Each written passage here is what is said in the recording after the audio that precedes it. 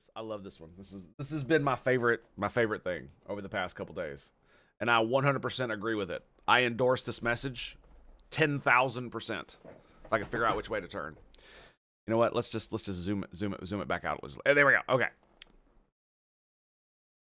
If you can understand why, if you know who I am and you you know me, then there's a reason I like this. Both men and women are just as bad as each other. Gender wars are very stupid. Yes. Yes, indeed.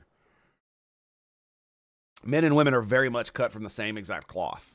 And one of the reasons is we just use different methods to obtain our to do the very bad and very stupid things that we do, right? Men tend to be more violent. Women tend to be more, well, not violent when they do those things. And both men and women can be just as evil as each other. It's just male evil is far more destructive, tends to be, because when you think about it, the vast majority of men that you would consider evil are also probably stupid. And the reason that they're evil is because they either cannot comprehend or they do not properly understand how the world actually works. And they have low impulse control. And so you put all those things together and you've got someone who has no qualms about, killing certain types of people or just killing people in general with like little or no regard.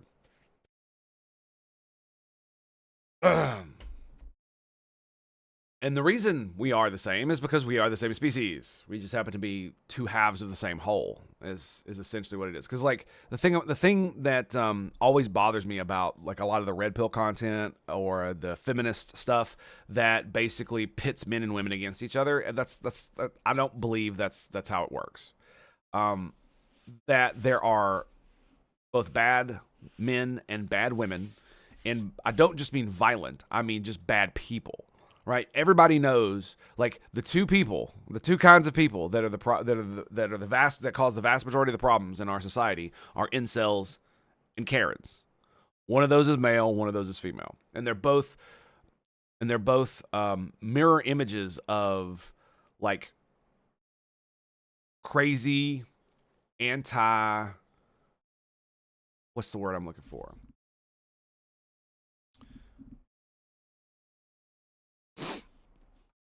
I want to say anti-civilizational, but that's not true. What it is like, because Karens abide by most systems, but they try to hyper enforce all the minor rules to give themselves like a little modicum of power.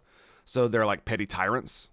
And incels tend to be men who are at the bottom of everything and get nothing. They're like, if you look at how chimpanzees and other primates delineate how their societies are run, where you have a few men at the top who have all of the women, and then all the dudes at the bottom have zero.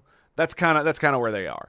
And instead of doing the things in our society that you can do to improve yourself and to be able to be worthy of being picked as a mate, which you cannot do in any other primate society, I might add, unless you kill the tyrant. But I digress. What they do is they lash out violently. And so, the vast majority of people in jails are men, and the vast majority of violence is committed by men. But that doesn't make women less bad. That just makes them less destructive and less physically dangerous.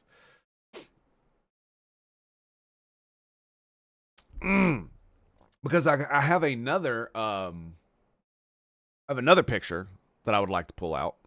That the biggest reason that I advocate for firearms is that they are a force multiplying tool unlike any other that we have ever created. And they allow teeny tiny people, most of which are women, who tend to be physically less strong as men around them, to equalize the playing field. And so, yes, little old Emily at Barnes & Noble, she got something for you. I 100% approve of this. Like, hands down, no contest. Especially if you're like a single female, absolutely. Because as a dude, I would also tell you to carry, but I would also tell you to like work out.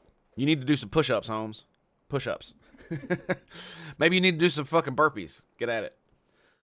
Just because, just as a standard for a male, you probably should be physically fit and strong enough to defend yourself and anybody that you give a fuck about, right?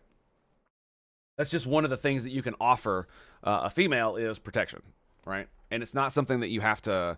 And like for me, in the way that I've done it all throughout my life, it's never been a conscious thing on either side. It's always been 8282847.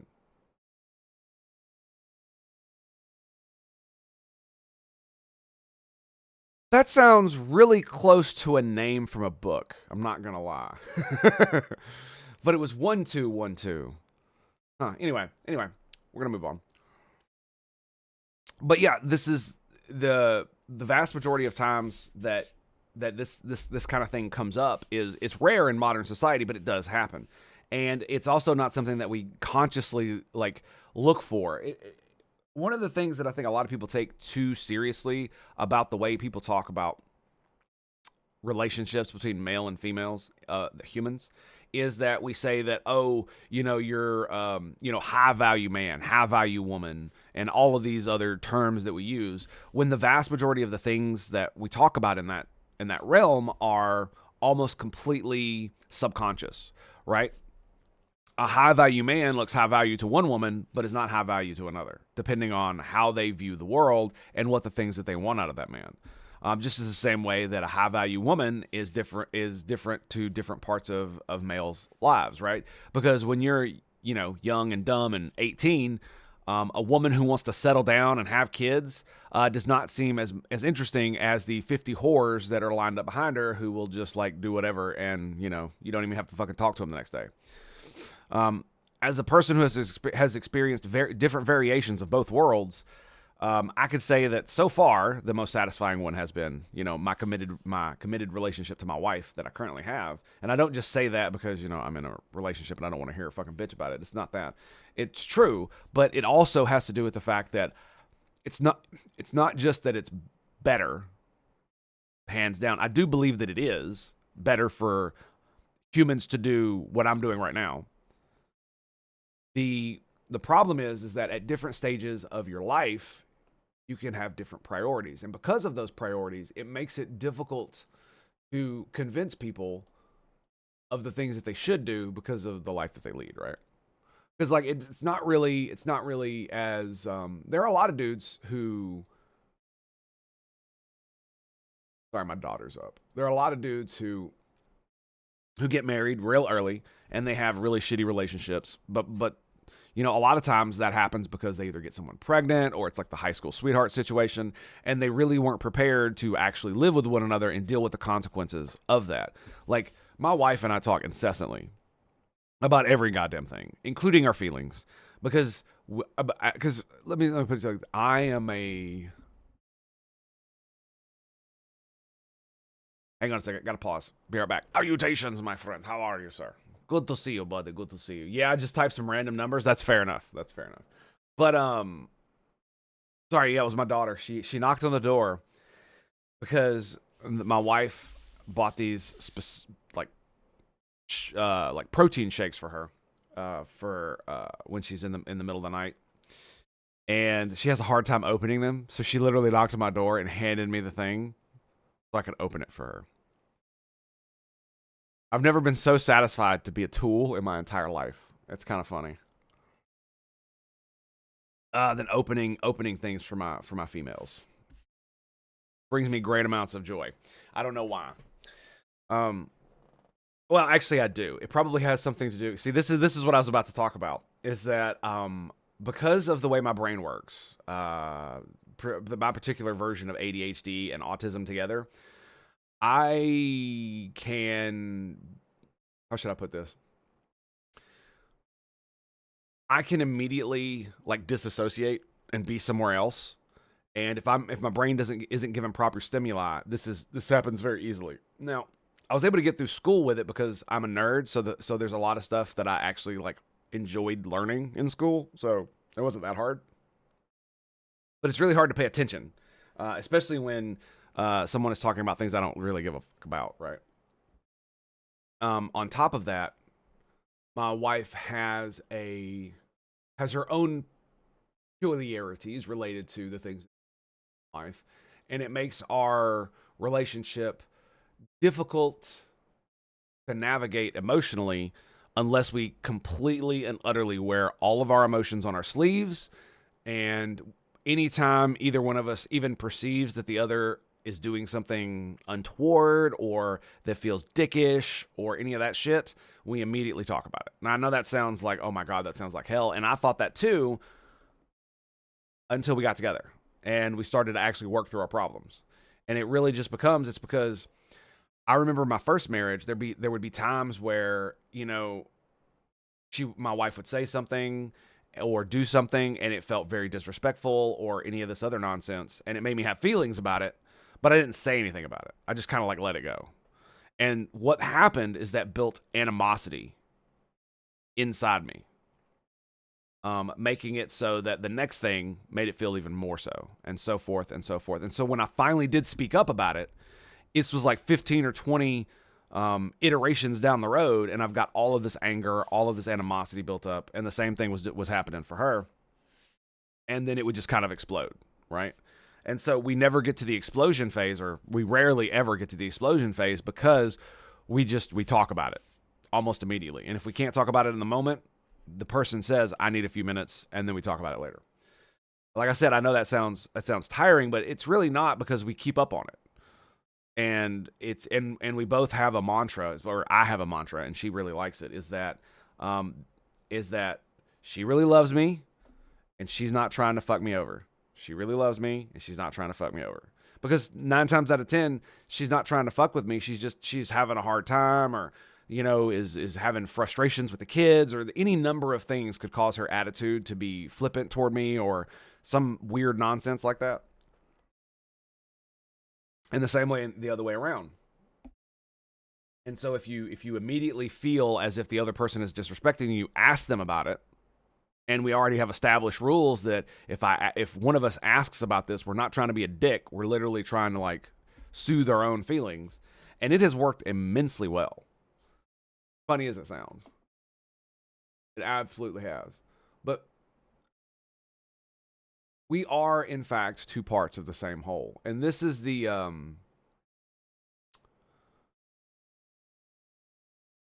this is the thing that, why are both men and women just as bad as each other? Well, what it really boils down to, Joker, greetings and salutations, is the fact that in my view, because I'm an atheist, we're all animals, right? We evolved from animals, we come from animals. And animals do whatever they have to do to survive, right? Animals, we usually do not put morality upon an animal for killing another animal, even if that animal kills the other animal for sport, right? We all know cats, Joker, you madman. Pow! We all know cats play with their food, and yet we don't attach morality or moral mores or any of that shit to the cat that's playing with the mouse before it fucking, its throat, right? Or or lizards or whatever. Dogs do it too. Almost all predators of some type will have this type of behavior, or just the fact that they're killing other animals, right? Even if they have to eat them, many animals make their prey suffer. They don't do it intentionally, but I mean, it's got to be really fucked up to be eaten by a fucking python and not be dead as you go down its throat and are slowly digested until you suffocate inside of its stomach, right? If you even do suffocate, unless you just like slowly just dissolve. Like, oh my God, right? So, but we don't attach morality to any of that. Well, why? Well, because they're not human, right? They don't have the capacity to think as we do or feel as we do in the same way. That doesn't mean they don't have feelings, but they don't get to make choices like we get to make choices. And the reason, and what that comes down to, is that we used to be like them. We evolved from creatures just like them. And so what that means is that our ancestors, the ones that were humans, that just became humans, were the product of millions of, not only billions of years of evolution, but also millions of years of essentially murder, rape, and destruction to get to the point where our species was able to actually think the way we do now. And the proto-humans that came before us were able to think as well. Perhaps not as well, perhaps not as good, I guess you could say. to beat out Homo sapiens. But they did. And there was a time before where our ancestors were so low on that pole of intelligence that they might as well have been animals, but they still had to do the horrible things. And so did our proto-human ancestors, and so did our ancestors who were human. Imagine you are in that situation where you're some of the first humans ever to be on the planet, and you live in the wilderness. There is no gigantic human civilization to prop you up. There are gigantic predators that are twice, 3, 4 times bigger than you are. And you have to survive. What are you going to do? Anything you can. And that includes learning how to murder things really, really fucking well. And that's where we come from. That's like, how does Isaac Arthur put it? There's a mountain of skulls. There's a mountain of skulls a mile high and 10 miles deep that we stand atop of as human beings. That is the legacy of our species. And every species has it, right? But ours is particularly that way, because how else would a smart primate survive other than killing everything around it that's a danger? Like, this is one of the reasons why it bothers me that people push back against the animal conservation efforts where they allow people to hunt certain animals when they either become overpopulated or they become too dangerous. When it's like, yes, I understand that hunting animals for sport seems cruel and ridiculous, and in many ways it is. But you have to look at the world not just in how bad something is, but what that bad thing can give you. And if the bad thing gives you something that's better, it might be better to have the bad thing than to not have the bad thing if you get something really good out of it. Right? Because no man wants to get kicked in the balls every day. But if every time you got kicked in the balls, you got like 50 grand, there might be a couple days where you're like, you know what? We can Rochambeau. Sure. Let's roll with it. So you always got to remember that. Anyway, I just really like this because of this. It really does bring into perspective just how stupid we all are for arguing over these things. Because, I mean, originally, did the original feminists have some points when they were talking about how women are oppressed in the society that they lived in? Of course they were. When women talk about, oh, you couldn't have a bank account until the 1970s, and it's like, that's not entirely true, but it's not false either, right? There's all kinds of things like that where we do horrible things to one another all throughout history. And it's not as if it's all men doing it to all women. It's usually the rich and powerful doing it to everybody else. So that's half the problem I have with a lot of this stuff, is that, especially when it comes to like the original sin of America being slavery, it's like sure. It doesn't take into context anything about what was going on, because it makes it like America in and of itself was responsible for slavery. And in some cases it was, the way the laws were written, especially the how the state did runaway slaves. They would conscript people to posses. So the government would literally conscript innocent men who had nothing to do with this, usually poor men, to go hunt slaves, and if they didn't do it, then they would also be charged with the crime. Kind of fucked up, but that's just the way it is. And okay, so let us